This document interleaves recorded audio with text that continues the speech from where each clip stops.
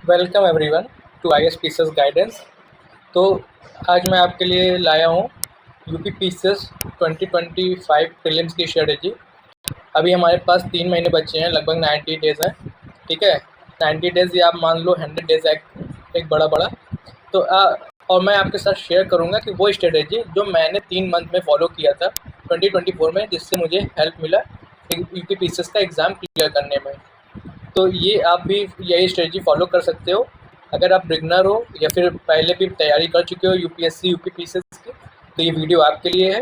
ये वीडियो अंत तक ज़रूर देखिएगा ताकि आपको GS paper wise, days wise, current affairs sources, all the NCERT sources which help me to clear exam, I will share in this video strategy of UP PCS 2025 strategy. ठीक है, अब सबसे पहले आते हैं कि एग्ज़ाम कब है। तो हमें पता है एग्ज़ाम 12 अक्टूबर को है।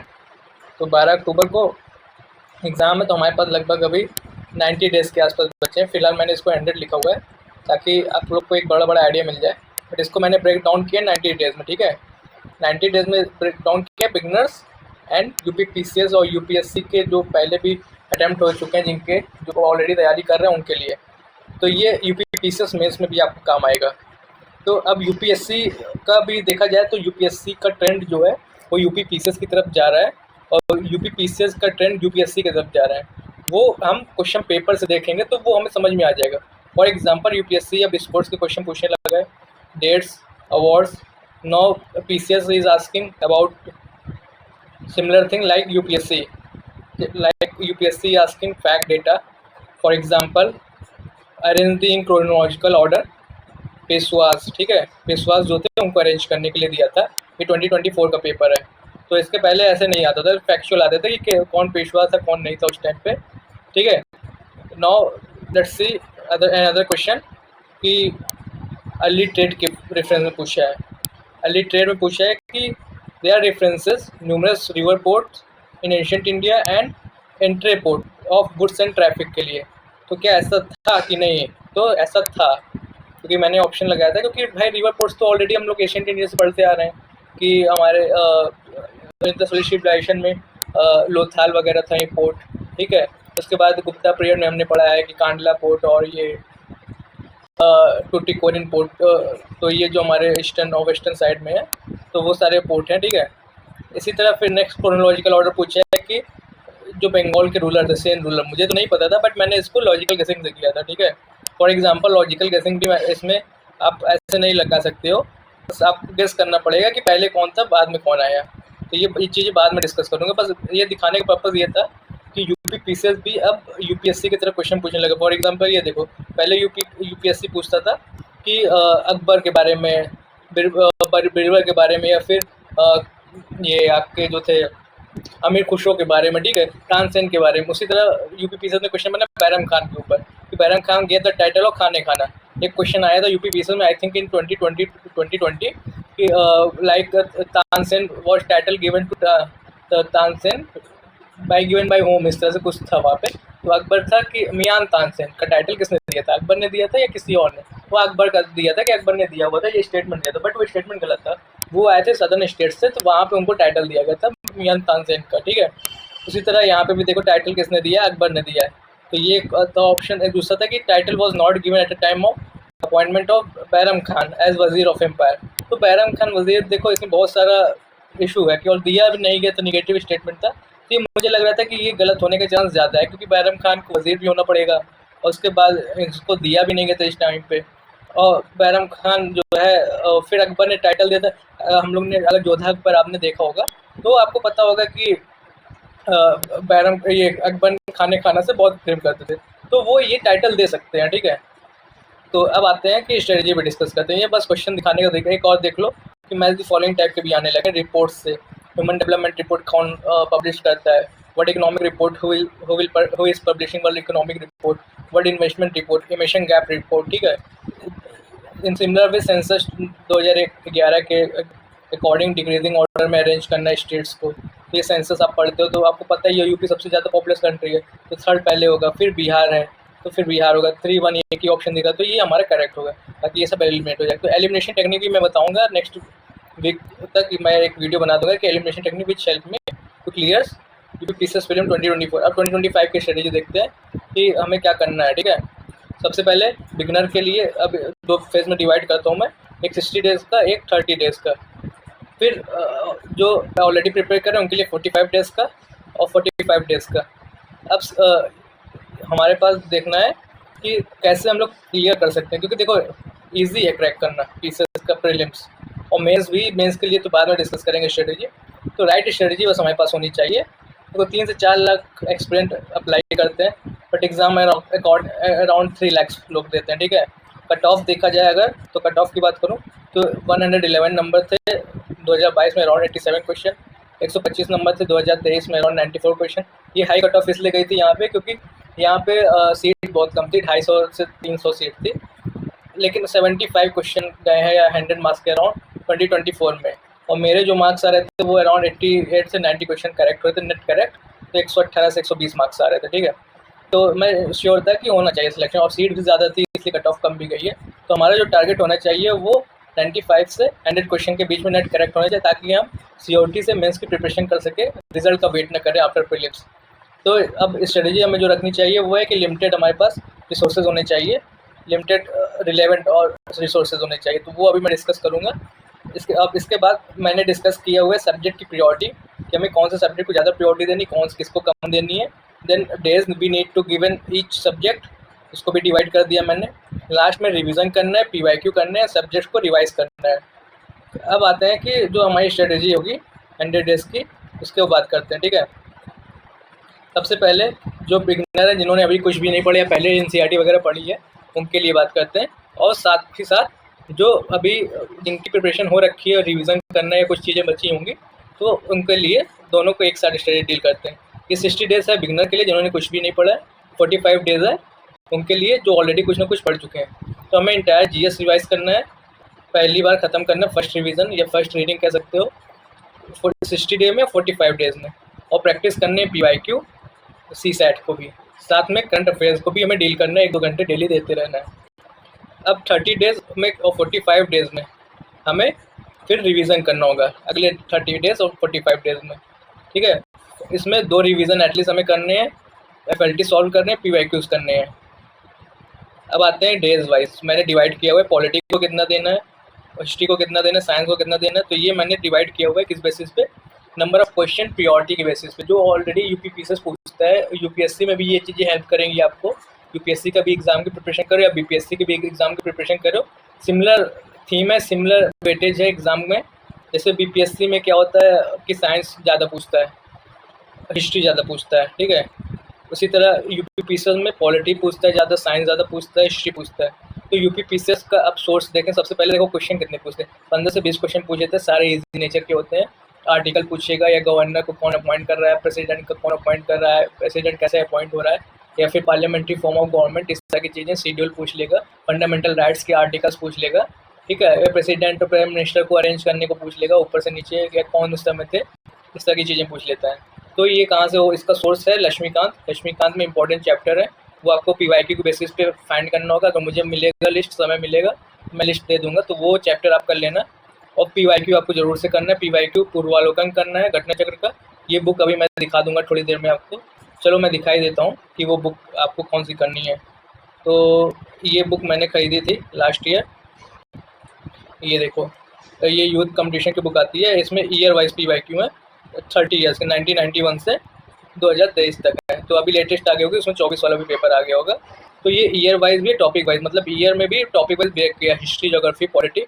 तो आप उनको क्या करना है कि पहले पॉलिटी अगर पढ़ लो तो पॉलिटी के पीवाईक्यू कर डालो, हिस्ट्री करो तो हिस्ट्री के कर डालो, ज्योग्राफी करो ज्योग्राफी कर लो। देखो अभी पूर्वावलोकन मेरे ख्याल से आपको बहुत समय लगेगा, बहुत मोटी बुक है, 700 पेजेस की बुक है वो, एक की।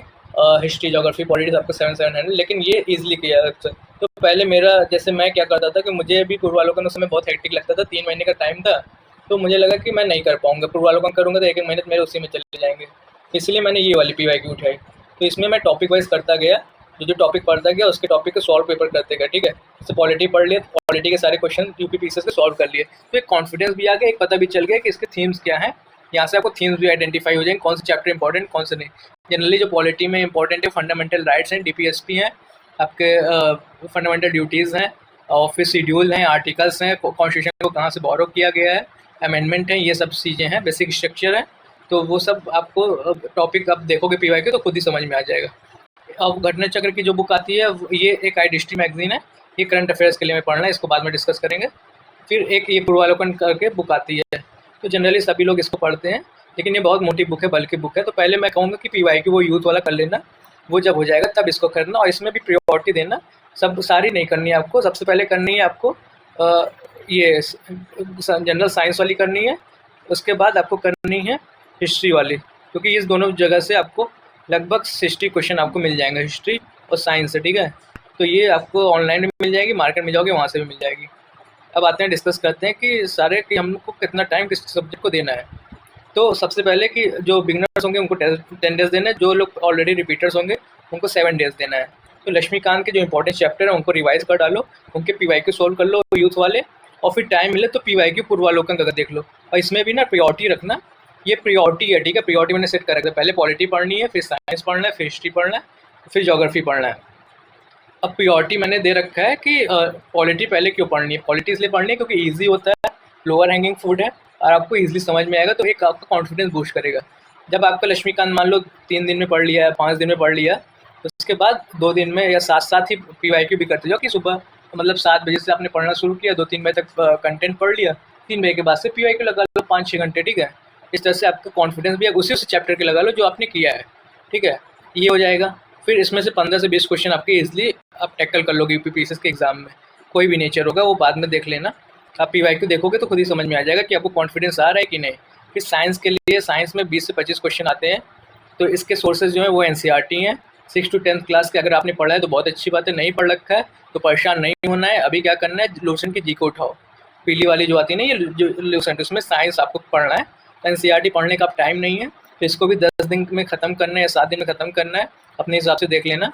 और फिर इसमें प्रायोरिटी देनी, बायो पहले पढ़ना, फिर केमिस्ट्री, फिर फिजिक्स, और घटना चक्र का पूर्वावलोकन भी करना है। और पूर्वावलोकन अगर आप जीके सॉल्यूशन नहीं कर रहे हो तो पूर्वावलोकन में भी कंटेंट दिया होता है हर चैप्टर में।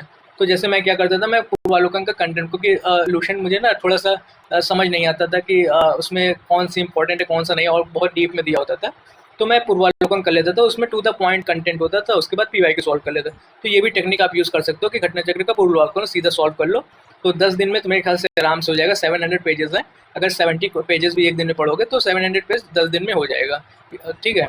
इसके बाद आप डिस्कस करते हैं कि हिस्ट्री में क्या करना है। हिस्ट्री में आपको 20 से 25 क्वेश्चन आते हैं, मॉडर्न इंडिया से ज़्यादा आते हैं, और फिर एंशिएंट मिडीवल से आते हैं, एंशिएंट से मिडीवल से थोड़ा कम आते हैं। तो इसके भी सोर्सेज क्या है, एनसीईआरटी जो हमारे 6 to 10th वाले वो हैं, फिर 11th वाली मॉडर्न हिस्ट्री है, वो अगर कर सकते हो तो करो, अगर नहीं किया है तो परेशान नहीं होना है। आपके लिए लूसेंट जी के उठाओ सीधा, वहाँ से एंशिएंट मिडीवल मॉडर्न हिस्ट्री कर डालो, ठीक है। और अगर स्पेक्ट्रम पढ़ी अच्छी बात है, नहीं पढ़ा तो कोई बात नहीं, पूर्वावलोकन घटना चक्र की कर डालो, ये भी 700 पेजेस की बुक होती है। तो 20 डेज़ मैंने दिया है, 10 डेज़ में आप एनसीईआरटी या लूसेंट पढ़ लो, कुछ भी इसमें से, दोनों नहीं करना है, ठीक है, दोनों नहीं करना है, कोई एक इसमें से कर लो, या एनसीईआरटी कर लो या लूसेंट कर लो। और लूसेंट ज़्यादा बेनिफिशियल है, 1 लाइनर है और टू द पॉइंट है, इसी तरह के क्वेश्चन पूछ भी रहे हैं तो लूसेंट ज़्यादा बेनिफिशियल है। और उसके बाद पूर्वावलोकन कर लो, ये दोनों आप कर लोगे तो 20 डेज़ में आप इजीली कर लोगे, ठीक है। और 15 डेज़ में भी कर लोगे, जो लोग अभी पढ़ रहे होगे या जिनका पहले से पढ़ा होगा। फिर ज्योग्राफी का सोर्स देखते हैं। ज्योग्राफी में भी हमारे जो क्वेश्चन है वो 18 से 23 क्वेश्चन के आसपास पूछ लेता है, जैसे अभी पूछा था लास्ट ईयर मेन प्रीलिम्स में। ज्योग्राफी, इसके सोर्सेज अगर बात करें तो फिजिकल ज्योग्राफी का ज्योग्राफी एनसीईआरटी करना है, 11th क्लास का वर्ल्ड और इंडिया का। इकोनॉमिक ज्योग्राफी करना है 12th वाली, ये कर लेना एनसीईआरटी ज़रूर। उसके बाद मैपिंग आती है, तो मैपिंग ना पीवाईक्यू के बेसिस पे देख लो, पीवाईक्यू के हिसाब से मैपिंग करना। पीवाईक्यू में जो मैप पूछा होगा वो मैपिंग वो जरूर कर लो, क्वेश्चन रिपीट होते हैं पीसीएस में। और फिर घटना चक्र का पूर्वावलोकन अगर कर सकते हो तो कर लेना, तो या फिर पीवाईक्यू यूथ वाली कर लेना। जैसे मेरे पास टाइम नहीं था तो मैंने यूथ वाली किया था, ठीक है। अभी एक मैं शॉर्टकट भी बताऊंगा कि घटना चक्र का पूर्वावलोकन जैसे बहुत मोटी मोटी बुक है, उसका एक शॉर्टकट भी मैं बता दूंगा लास्ट में, तो उसको क्या है वो अभी बताता हूँ। और फिर लूसेंट के जीके में कुछ फैक्चुअल डेटा वगैरह बने होंगे कि कौन सा प्लेस कहाँ पे लोकेटेड है इंडिया में, वर्ल्ड में। वर्ल्ड वाला ज़्यादा इंपॉर्टेंट है, जैसे इस बार कुछ क्वेश्चन पूछ लिया था कि ग्रासलैंड वगैरह कहाँ पे है या फिर ये लोकेशन कहाँ पे है, तो वो उसमें दिक्कत होती है। तो इसको भी 10 दिन और 7 दिन देना है आपको। इकोनॉमी इकोनॉमी में सोर्सेज जो हैं वो एनसीईआरटी हैं, और फिर 9, 10th और 12th की बुक हैं। तो 9, 10th की बुक जो है वो बेसिक इजी बुक है, वो आप कर सकते हो। इकोनॉमी से ज़्यादा क्वेश्चन नहीं आते, 5 से 6 क्वेश्चन आते हैं, ठीक है। तो इसमें इसीलिए मैंने लास्ट में रखा है इसको, ऊपर प्रायोरिटी दी है पॉलिटी को, फिर आपको ये साइंस को, फिर आपके दिया हिस्ट्री को, फिर ज्योग्राफी को। वो ज़्यादा इंपॉर्टेंट है, वहाँ से आपके मतलब वो जगह से 100 क्वेश्चन आपको ईजिली मिल जाएंगे एग्जाम में, ठीक है। 100 क्वेश्चन आपको ईजिली मिल जाएंगे। फिर इकोनॉमी को 5 से 6 क्वेश्चन आएंगे, तो वो एनसीईआरटी पढ़ोगे और वहाँ से थोड़ा कॉन्सेप्ट क्लियरिटी आ जाएगी। कुछ बुक का नाम पूछा था, जैसे लास्ट ईयर एडम स्मिथ ने कौन सी बुक लिखी थी, द वेल्थ ऑफ नेशन करके लिखी थी, तो वो मैंने पढ़ी थी, उसी बेसिस पे मेरा मैथ दी फॉलोइंग सॉल्व हो गया था, ठीक है। फिर इकोनॉमिक सर्वे और बजट आपको जरूर पढ़ना है, यूनियन और यूपी का दोनों का। और स्कीम जो पीवाईक्यूज में पूछे हैं उसको एक बार रख लेना, क्योंकि डेट वेट पूछ लेते हैं कि मनरेगा कब लॉन्च हुआ था, या पीएम स्वच्छ भारत योजना कब लॉन्च हुआ था, पीएम आवास योजना कब लॉन्च हुआ था, इस तरह का। तो पीवाईक्यू ये कर लेना, यूथ वाले से कर लेना, कोई दिक्कत नहीं है। यूथ वाले बस यूपी पीसेस का पीवाईक्यू कर लेना, तो आपके काम हो जाएंगे यहाँ से, ठीक है। इसमें 5 दिन में ये इजीली आप कवर कर लोगे। दो दिन आपको एनसीईआरटी पढ़ने में लगेगा, और 1 दिन आपको इकोनॉमिक सर्वे बजट में लगेगा, 2 दिन पीवाईक्यू कर लो, 1 दिन स्कीम कर लो, जो टाइम बचे उसको आप यूटिलाइज कर लो अगले टारगेट में। अब देखो इन्वायरमेंट में क्या करना है। इन्वायरमेंट का सोर्सेज हमारे पास शंकर आईएएस करके बुक आती है, उसमें केवल इंपॉर्टेंट चैप्टर करना है पीवाईक्यू के बेसिस पे, जैसे इकोलॉजी का, बायोडाइवर्सिटी का, ये सब करना है। अगर ये नहीं करना है तो कोई दिक्कत नहीं है, आप घटना चक्र पूर्वालोकन उठाओ, वहाँ पे भी जो लेटेस्ट वाली 2024-25 वाली जो आई है, तो 25 वाली जो पूर्वालोकन आई है, तो वो आपको वहाँ पे कंटेंट भी मिलेगा, ठीक है। तो वो कंटेंट स्टार्टिंग में पढ़ लो, बायोडाइवर्सिटी क्या होती है, इकोलॉजी क्या होती है, ठीक है, वो सब आप पढ़ लो, तो वहाँ से भी काम हो जाएगा। तो घटना चक्र का पूर्वालोकन केवल कर लोगे तो काम हो जाएगा आपका। शंकर आईएएस का फिर उतना जरूरत नहीं पड़ेगा पढ़ने का, तो पूर्वालोकन ही 5 दिन में सॉल्व कर लो, तो वो सब क्वेश्चन रिपीट हो रहे हैं बार बार, बस अपना थोड़ा सा दिमाग लगाना है और थोड़ा सा न्यूज़पेपर और करंट अफेयर्स का यूज़ करना है। अब करंट अफेयर्स की तो ये टारगेट हमारा हो गया, अगर देखेंगे तो 5 दिन और फिर ये जो आप कंफ्यूज मत होना इससे, ये 20 डेज मैंने लिखा है, जो अभी नहीं पहली बार पढ़ रहे हैं ये उनके लिए लिखा है, जो ऑलरेडी कुछ ना कुछ पढ़ चुके हैं, जो रिपीटर हैं, ठीक है। तो इसी हिसाब से सारे डिवाइड किया है। ये मैं डाल दूंगा आपको टेलीग्राम चैनल पे अपने IAS गाइडेंस 1 के लिंक मैं डिस्क्रिप्शन में दे दूंगा, अगर आपने ज्वाइन नहीं किया तो ज्वाइन कर लीजिएगा। तो ये टाइम टेबल मैं वहाँ पे डाल दूंगा कि कैसे क्या करना है, सोर्सेज क्या हैं आपको, इस हिसाब से आप अपना नेक्स्ट 90 डेज डिसाइड कर सकते हो। अब देखो सीसैट और करंट अफेयर्स ये कब करना है, ये आपको इसी दिन करना है, जो 60 डेज आपको मिल रहे हैं उसी में डेली 1-2 घंटे इसको दो। आई हिस्ट्री मैगजीन को मार्केट में आ गई है, तो इसको आपको रटना है। 200 से 250 पेज की बुक होती है ये, ठीक है। तो इसको आपको रटना है, हिंदी इंग्लिश दोनों में आती है, घटना चक्र पब्लिकेशन की आग बनी होती है, अभी मैं दिखा दूंगा बुक को इसको। और न्यूज़पेपर अगर पढ़ लो तो वो भी पढ़ते रहना। और फिर आपको फ्राइडे सैटरडे संडे को 2 घंटे आप सीसैट को दे सकते हो। इससे क्या होगा कि आपका जो सीसैट का भी पोर्शन है वो स्ट्रांग हो जाएगा। सीसैट इजी आता है इसमें, और सीसैट में हिंदी इंग्लिश और फिर रीजनिंग इंटरप्रिटेशन मैथ्स ये सब आता है। तो पीवाईक्यू केवल करोगे ना, आपका इजीली सॉल्व हो जाएगा पूरा पेपर। आपको मतलब 200 मार्क्स में ये हाँ 100 मार्क्स 100 क्वेश्चन होते हैं, तो 200 में 66 मार्क्स चाहिए होते हैं। तो हिंदी इंग्लिश कर लोगे वहाँ से सही हो जाएगा, इंटरप्रिटेशन वहाँ से, और थोड़े बहुत मैथ्स रीजनिंग आते हैं, सब इजी लैंग्वेज के आते हैं। तो आप 8-10 साल के सीसैट के पेपर सॉल्व कर लोगे ना, तो आपका सॉल्व। वही यूथ वाली बुक में जो मैं बता रहा हूँ पीवाईक्यू, उसमें शॉर्ट सीसैट भी दिया हुआ है, तो वहाँ से आप कर सकते हो। फिर लास्ट के 30 दिन में रिवीजन करना, और 45 दिन में, ये 30 दिन उनके लिए जिन्होंने पहली बार पढ़ा है, तो आपको 20 दिन और 10 दिन में 2 रिवीजन करने हैं। और जिन्होंने ऑलरेडी पढ़ रखा है 2-3 बार, रिपीटर्स हैं, वो 45 डेज में 2 से 3 बार रिवीजन करेंगे। एक रिवीजन आप मान लो 15 दिन में करोगे, एक 10 दिन में करोगे, एक 7-8 दिन में करोगे, लास्ट 1-2 दिन थोड़ा सा आराम करोगे। और इसी में आपको स्टैटिक पोर्शन भी कवर करना है, करंट अफेयर्स भी करना है, और फिर दोबारा सेकंड रिवीजन, ये थर्ड रिवीजन, ये 7 डेज में, ठीक है। इस तरह से आप प्लान कर सकते हो। जो रिपीटर मैं क्या करता था कि मैं कोशिश करता था कि 3-4 रिवीजन करके जाऊँ, क्योंकि एक बार ही पढ़ के चीज़ें याद नहीं होती, कंफ्यूज रहते हैं। एग्जाम में 2 क्वेश्चन मतलब 4 ऑप्शन देखेंगे तो 1-2 एलिमिनेट कर पाएंगे, 2 में डाउट रहेगा।